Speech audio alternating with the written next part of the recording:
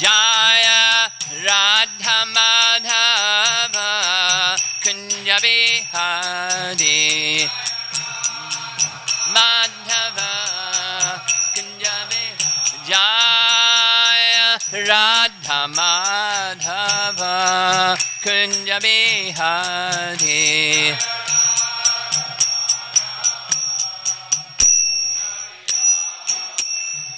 Jaya Vishnupad Paramahansa Parividakacharya Astatarasatasi Srimad His Divine Grace A.C. Bhaktivedanta Swami Srila Prabhupada Ki Ananta Koti Vaishnavrinda Ki Grantharaj Srimad Bhagavatam Ki Gaur Pimanandi.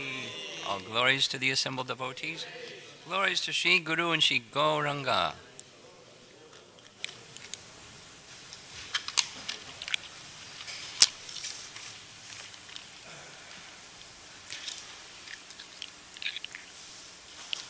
Nice to be back in Dwarka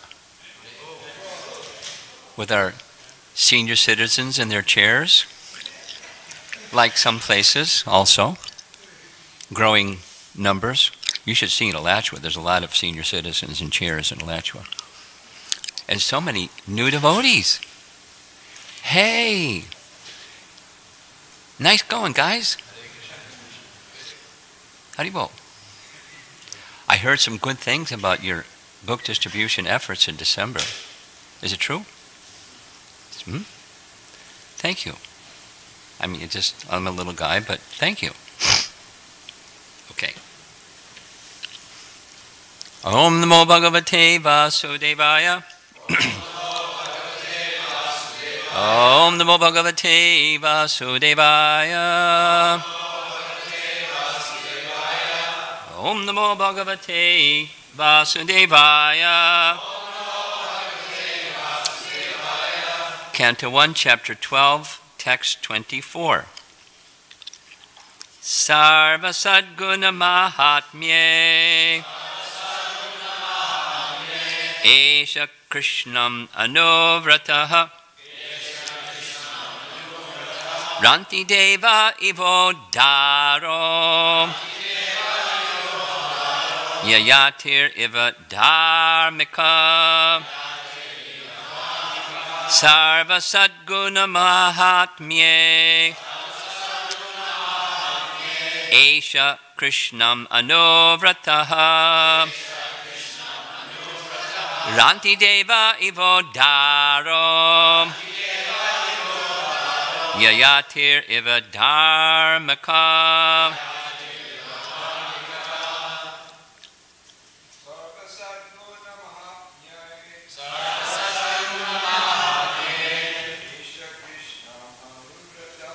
Esha Krishnam Anuvrataha Ranti Deva Ivo Daro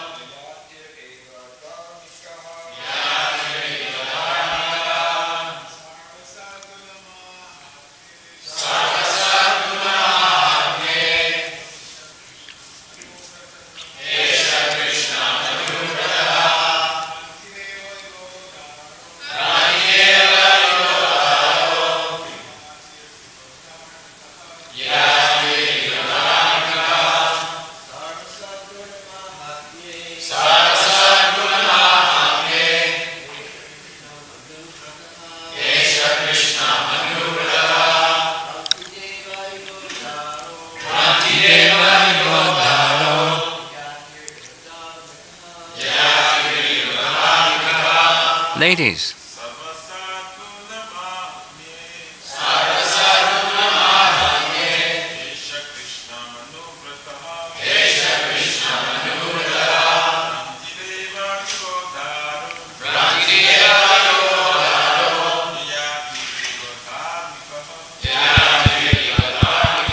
Try again. Whoa, whoa, whoa, whoa, whoa, whoa, whoa, whoa, whoa, whoa, whoa, whoa. Whoa, whoa. Ladies, please chant. Ladies, you're not a lady. Oh. Ladies, please chant.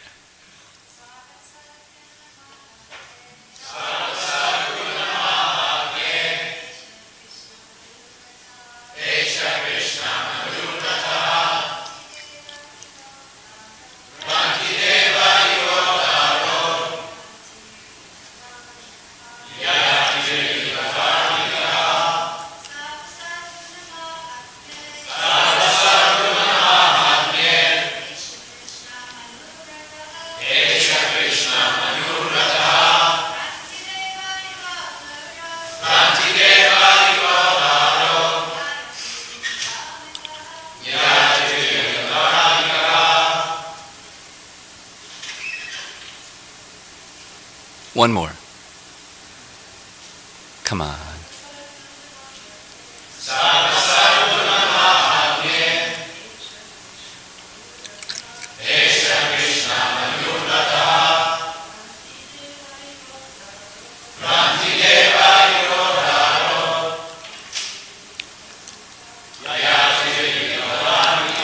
Sarva Satguna Mahatmye,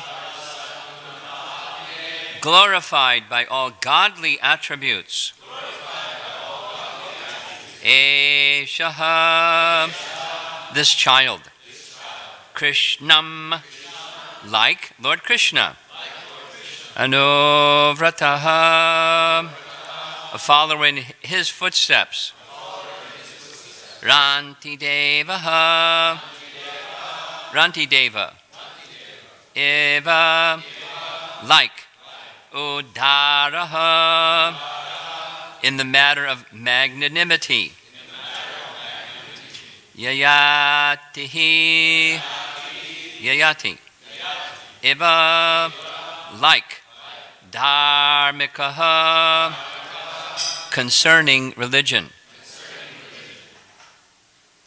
Translation: this child will be almost as good as Lord Sri Krishna by following in his footsteps. In magnanimity, he'll become as great as King Rantideva. And in religion, he'll be like Maharaj Yayati. Purport. 2 pages, get ready. The last instruction of Lord Sri Krishna in Bhagavad Gita is that one should give up everything and follow in the footsteps of the Lord alone. Less intelligent persons do not agree to this great instruction of the Lord, as ill luck would have it. But one who is actually intelligent catches up this sublime instruction and is immensely benefited. Foolish people do not know that association is the cause of acquiring qualities. Association with fire makes an object hot. Even in the material sense, therefore, association with the Supreme Personality of Godhead makes one qualified like the Lord. As we have discussed previously, one can achieve 78% of the godly qualities of the Lord's intimate association by the Lord's intimate association. To follow the instructions of the Lord is to associate with the Lord. And in italics, the Lord is not a material object whose presence one has to feel for such association. The Lord is present everywhere, and at all times it is quite possible to have his association simply by following his instruction, because the Lord and his instruction and the Lord and his name, fame, attributes, and paraphernalia are all identical with him, being absolute knowledge. Maharaj Parikshit associated with the Lord even from the womb of his mother up to the last day of his valuable life, and thus he acquired all the essential good qualities of the Lord in all perfection. That's a half a page out of 2. Next. Rantideva, an ancient king prior to the Mahabharata period, referred to by Narada Muni while instructing Sanjaya, as mentioned in Mahabharata Drona Parva. He was a great king, liberal for hospitality and distribution of foodstuff. Even Lord Sri Krishna praised his acts of charity and hospitality. He was blessed by the great Vashishta Muni for supplying him cold water, and thus he achieved the heavenly planet. He used to supply fruits, roots, and leaves to the rishis, and thus he was blessed by them with fulfillment of his desires. Again in italics, although a Kshatriya by birth, he never ate flesh in his life. He was especially hospitable to Vashishta Muni, and by his blessings only he attained the higher planetary residents.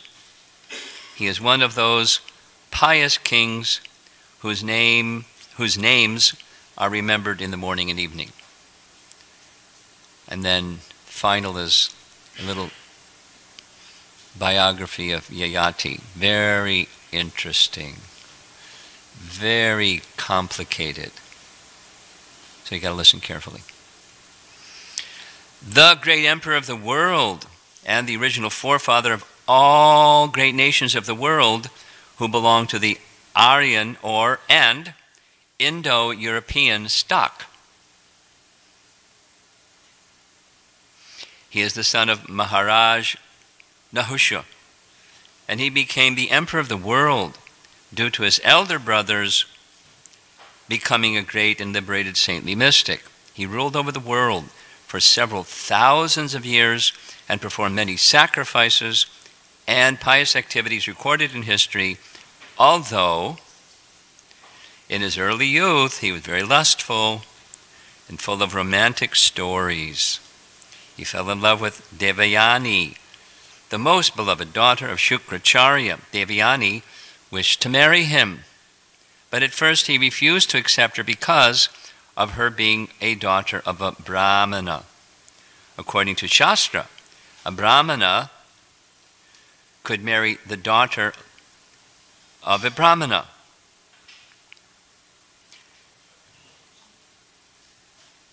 Huh?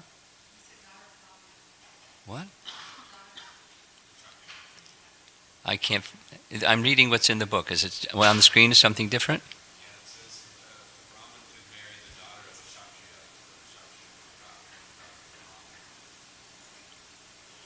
Kshatriya. Okay. Well, I know it's in front of me, so maybe I should read what's on the screen. Yeah, our books are the same, and the screen is different. We have to ask Dravid about that one. So, that's wrong. This is correct, and this is wrong. This is correct, and that's wrong. Okay, I'll read it. According to Shastra, a Brahmana could marry the daughter of a Kshatriya, but a Kshatriya could not marry the daughter of a Brahmana, which is right. Yeah, I know the terms. I just thank you for your editing work. Dear editors.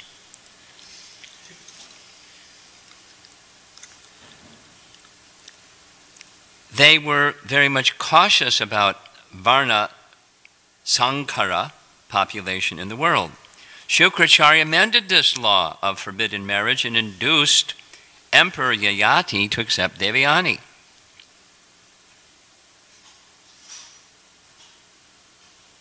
Devayani had a girlfriend named Sarmishta, who also fell in love with the emperor and thus went with her friend Devayani. Shukracharya forbade Emperor Yayati to call Sarmishta into his bedroom, but Yayati could not strictly follow his instruction. He secretly married Sarmishta and also begot sons by her. When this was known by Devayani, she went to her father and lodged a complaint. Yayati was very much attached to Devayani, and when he went to his father-in-law's place to call her, Shukracharya was angry with him and cursed him to become impotent. Yayati begged his father-in-law to withdraw his curse, but the sage asked Yayati to ask youthfulness from his sons and let them become old as the condition of his becoming potent. He had 5 sons, 2 from Devayani and 3 from Sarmishta. From his 5 sons, namely Yadu, Turvasa, Dhruya, Anu, and Puru. 5 famous dynasties came, namely 1. The Yadu dynasty, 2. The Yavana or Turk dynasty, 3. The Bhoja dynasty, 4. The Mlecha dynasty, parentheses, Greek. And 5, the Paurava dynasty, all emanated to spread all over the world. He, Yayati, reached the heavenly planets by dint of his pious acts. But he fell down from there because of his self-advertisement and criticizing other great souls. After his fall, his daughter and grandson bestowed upon him their accumulated virtues, and by the help of his grandson and friend Shibi, he was again promoted to the heavenly kingdom, becoming one of the assembly members of Yamaraj, with whom he is staying as a devotee. He performed more than 1,000 different sacrifices, gave in charity very liberally, and was a very influential king. His majestic power was felt all over the world. His youngest son, Puru, agreed to award him his youthfulness when he was troubled with lustful desires. Even for 1,000 years, finally he became detached from worldly life and returned the youthfulness again to his son Puru. He wanted to hand over the kingdom to Puru, but his noblemen and the subjects did not agree. Is there another editing change? We're good. Okay. But when he explained to his subjects the greatness of Puru, they agreed to accept Puru as the king, and thus Emperor Yayati retired from family life and left home for the forest.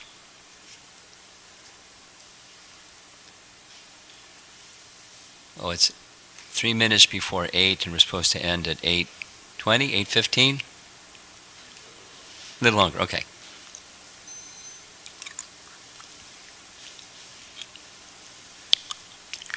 This has a whole chapter just speaking about the glories of Maharaj Parikshit. But just some bullet points because of time. Why? 1, he is the receiver of the Bhagavatam, and one of the things that the Bhagavatam wants us to know is who is a qualified speaker, who is a qualified person to receive the message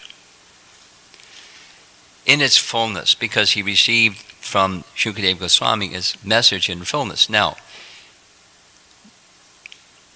during his life, his qualities are almost the qualities of Krishna.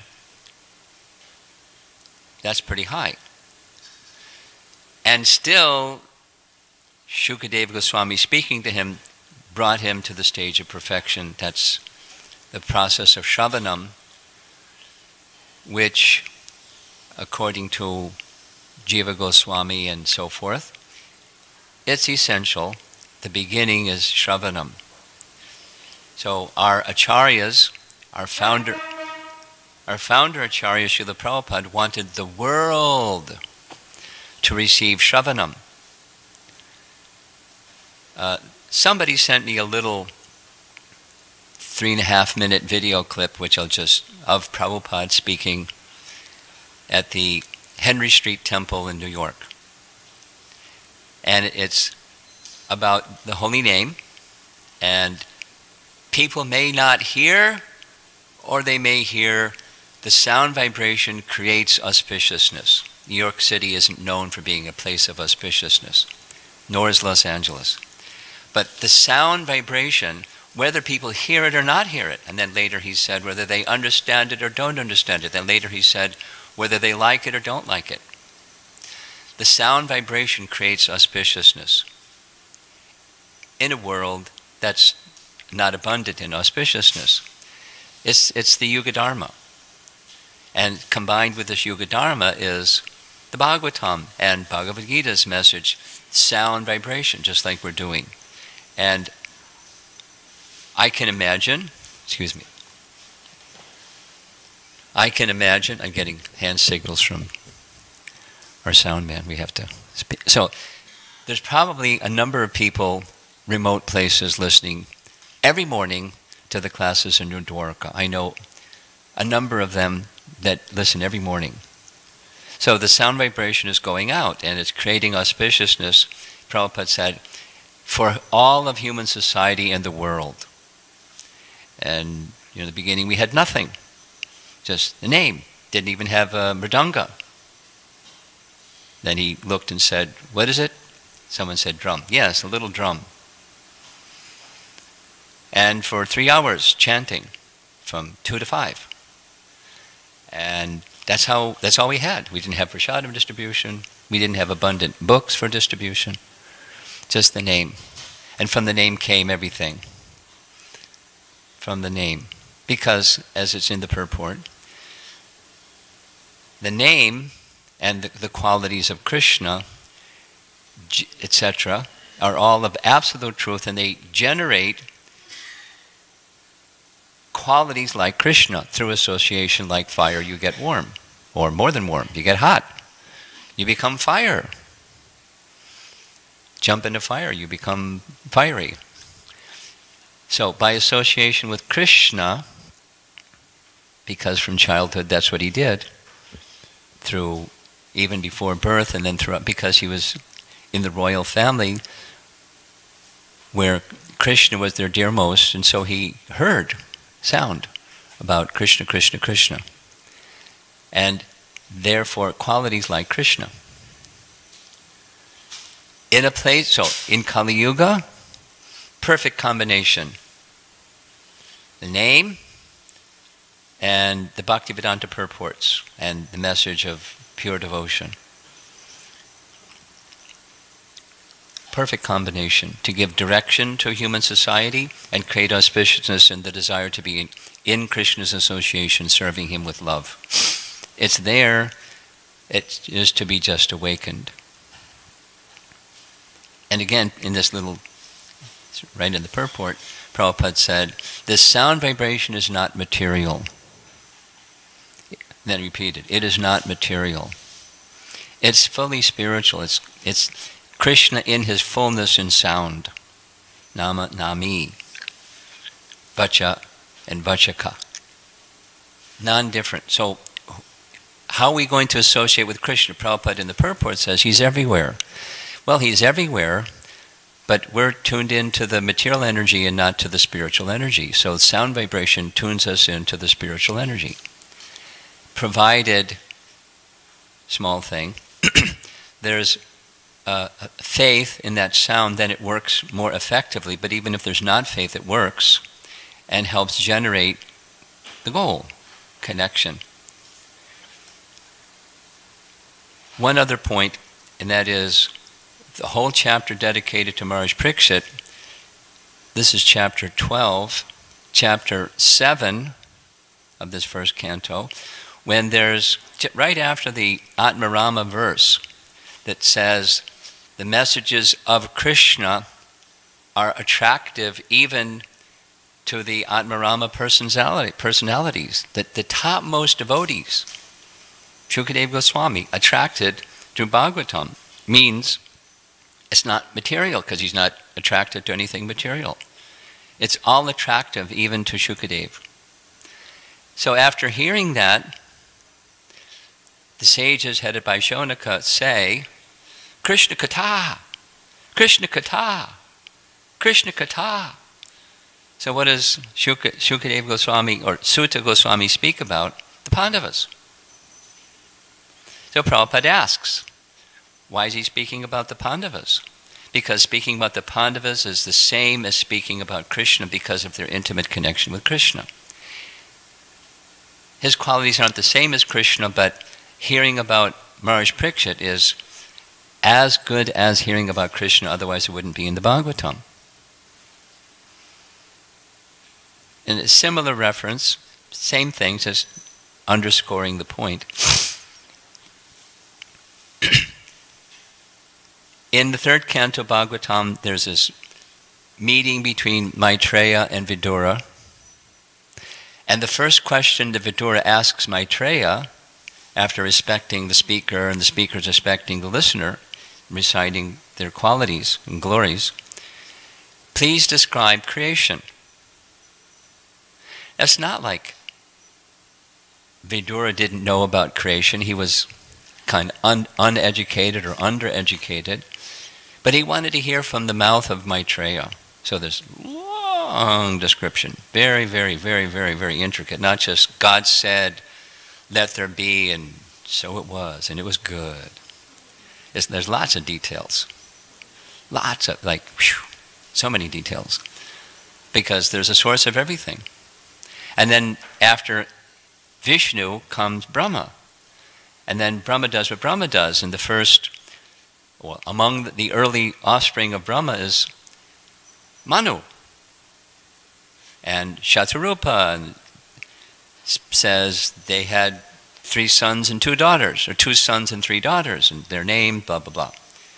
So then Vidura says, tell me more about Swayambhuva Manu. In Prabhupada, there's several verses. Because hearing about Swayambhuva Manu is as good as hearing about Krishna. Hearing about a pure devotee like Maharaj Pariksit is as good as hearing about Krishna. It's not different. Otherwise it wouldn't be in the Bhagavatam. And one last thing. The qualities that Maharaj Pariksit had are being compared to the qualities of exalted persons that are not of the caliber of Maharaj Pariksit. The charitableness of Ranti Dev, he went to heaven. Yati went to heaven, but he kind of got a little confused during different parts of his life.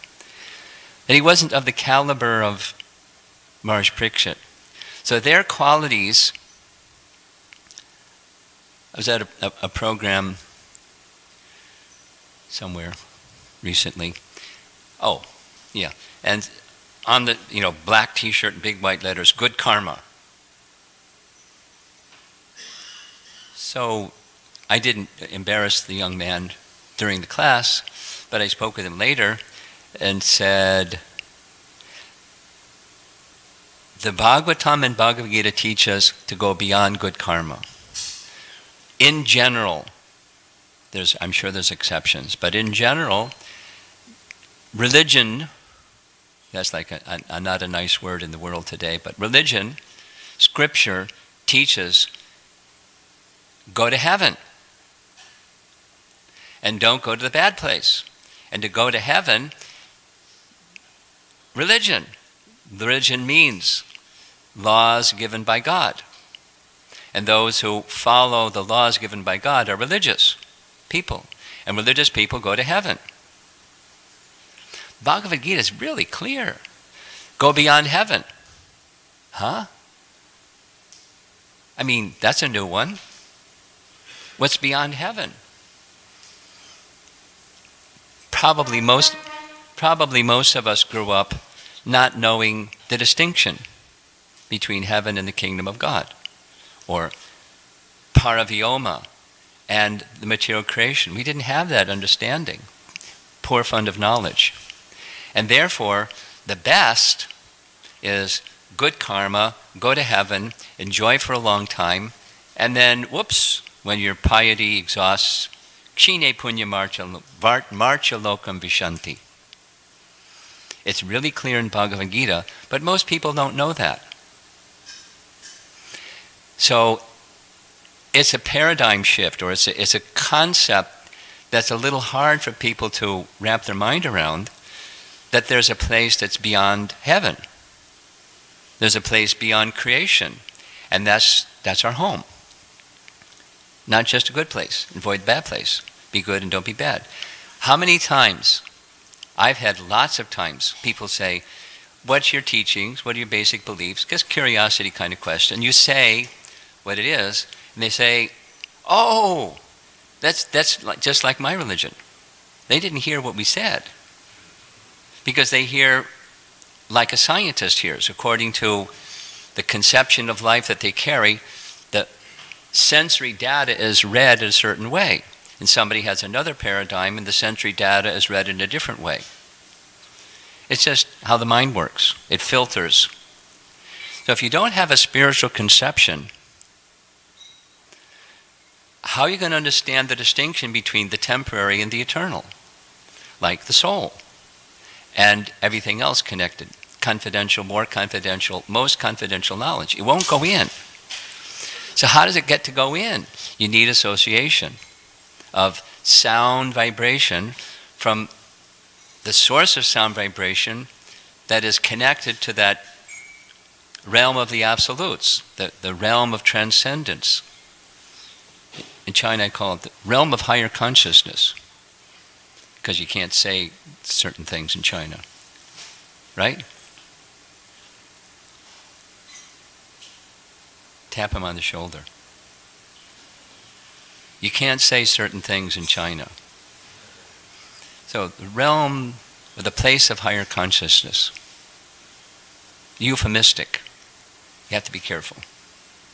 So, without details. So, how do we, the qualities that Ranti Deva and Yayati have are likened to the qualities of Maharaj Parikshit. But the qualities of Maharaj Parikshit are targeted on one thing only. That's the first paragraph. Krishna is to be pleased.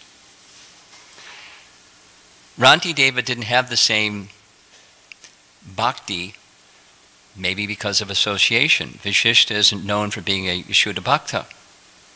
And Yayati, you know, he did Karmakanda rituals, but Narada didn't visit him like he visited King Prachini Bari and elevated him beyond Karmakanda rituals. Now we have the example of Maharaj Ambarish, who engaged brahmanas in performing rituals to create rain, but he wasn't a mixed devotee. He was a Vaikunthavasi. He was Krishna, Krishna, Krishna. But he engaged people that were in some other position to create rain, and created rain. They were given some service according to their mentality. It's a nice example. So the exaltedness of that even Krishna appreciated in Ranti Dev was equally there in Maharaj Parikshit, but fully directed to Krishna. There's a big distinction between the temporary going to heaven by good karma and transcendence. It's right there in this description. Qualities are good, but qualities aren't everything. Pleasing Krishna is everything. And when you please Krishna, then good qualities come, and they're directed to pleasing Krishna, which takes you to the realm of transcendence, the realm of higher consciousness. It takes you to Krishna Loka. It takes you fully connected to the personality of Godhead by engaging whatever it is that Krishna has given each one of us in the mood of trying to please Krishna by that something that Krishna has given us. And we're weak. Speak for myself. I'm weak. But the good news is Krishna is not weak. And the association with Krishna through sound, I have faith in the sound vibration coming from the pure devotee and the sound vibration coming from Srila Prabhupada's Bhaktivedanta purports. That's everything. We don't need something else. Now Prabhupada in his writings, he encourages read the Sandarbhas of Jiva Goswami and so forth. So we do on the strength of the instruction to do so.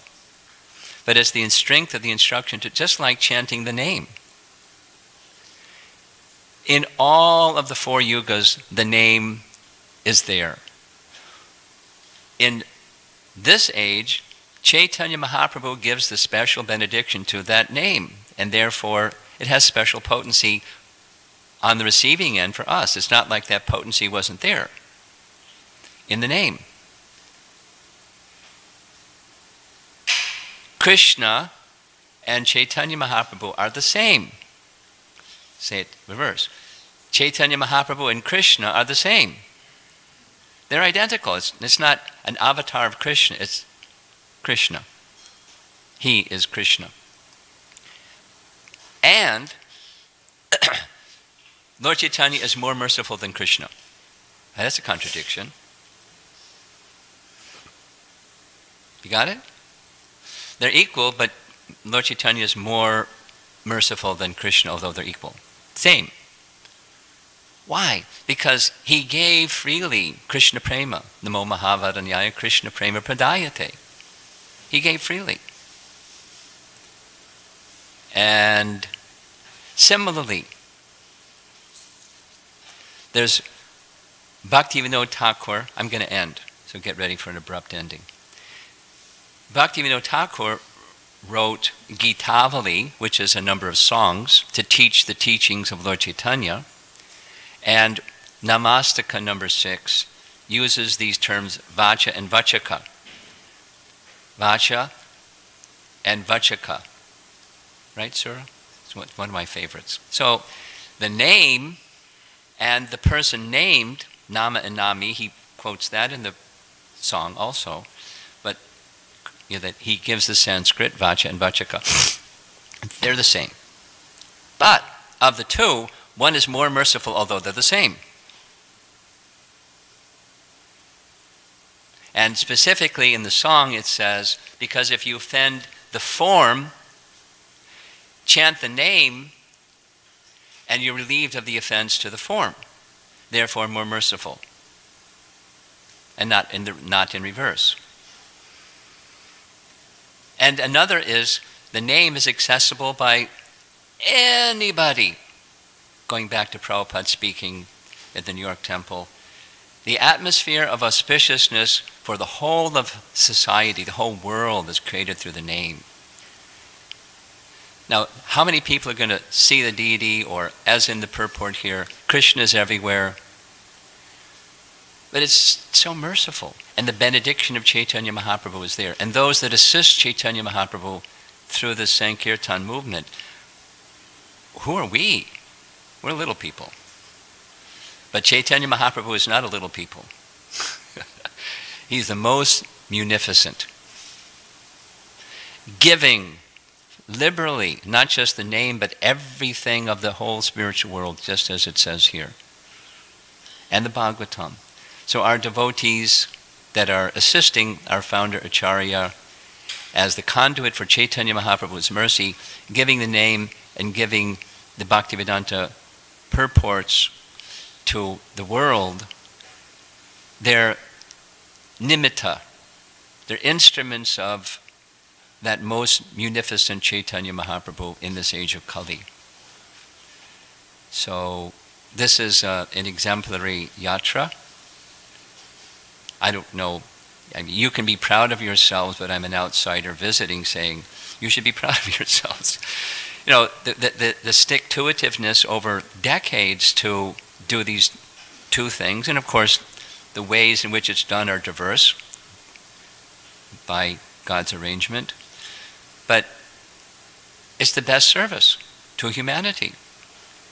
Service to our founder Acharya, service to the line of disciplic succession, Chaitanya Mahaprabhu, to give, even if they don't hear, even if they don't understand, even if they don't like. It creates auspiciousness in a dark age. I'll end there, see if there's any discussion. It's already 20 after.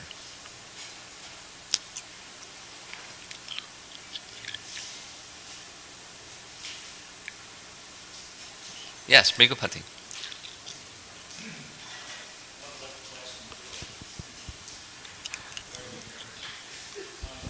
On the point of sound vibration, Yes. my question is this, that so earlier in the Bhagavatam we have Vyasadeva feeling despondent after compiling so many Vedic Yes. literatures, and, Yes. and Narada Muni appears on the scene and you know, explains Gives a to him, course well, correction. yeah, but so where's the sound vibration? Because Narada Muni didn't break it down. He didn't lay it out for him. He didn't give him any information. At least there's none of it. He just told him, produce the Bhagavatam. So where does Vyasadeva get all this knowledge? I mean, that spans across eons of time and even across species. I mean, in the 8th canto you have Gajendra, who's an elephant, and he's offering prayers in his mind, and Vyasadeva is telling us what those prayers are. And so where's the sound bar? How did he get that knowledge?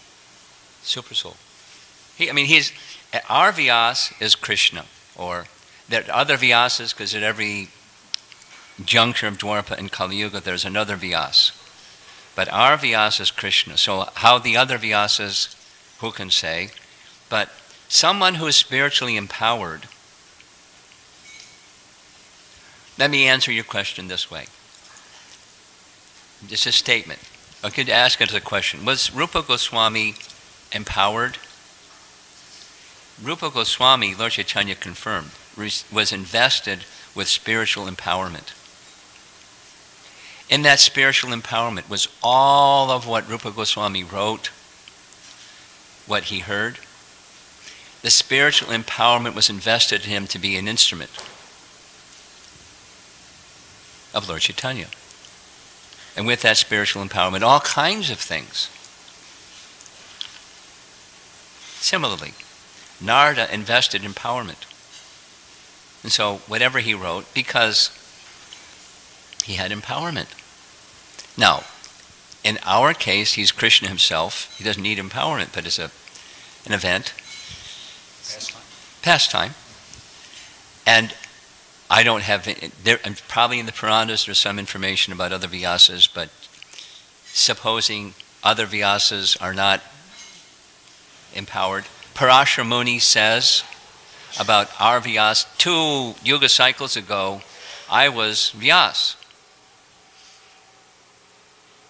etc. So that's not it's a jiva, not Vishnu Tattva. Empowered.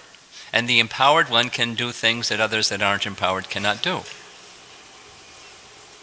It's not a small thing. So similarly, being empowered to give the name, Krishna Shakti Vina Nahi. So what's our capacity? Empowerment.